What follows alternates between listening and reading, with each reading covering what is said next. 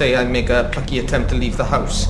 I open the front door, and there, on the pavement before me, I am confronted by a crisp packet. Now, someone's been eating this packet of crisps, and this person has done what?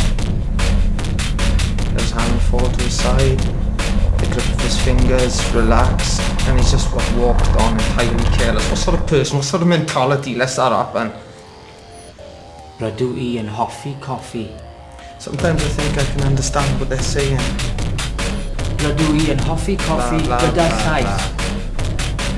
Rydw I yn hoffi coffi gyda llaeth. Blah, blah, blah, blah, blah, blah, blah. Why didn't you leave me alone?